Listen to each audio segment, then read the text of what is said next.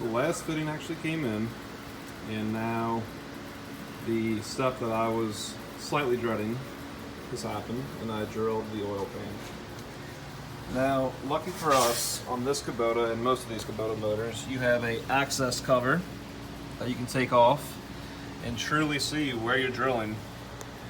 Now, not all tractors will be so lucky, but I believe that most will.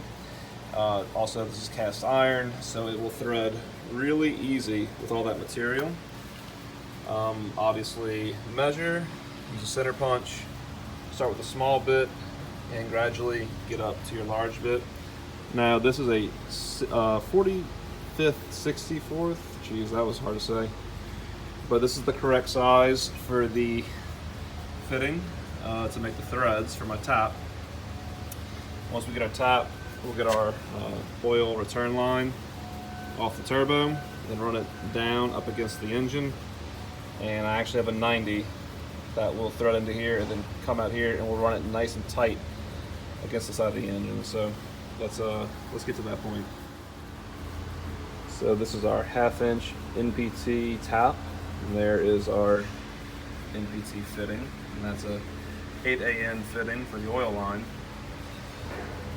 And I would highly recommend getting an actual like T-handle ratchet, that way you can easily put the pressure on.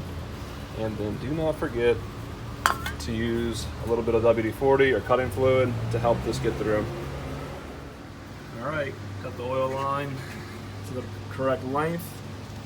Now I can pull it nice and tight against the engine right here, underneath the turbo. Got the return line on. That all went well.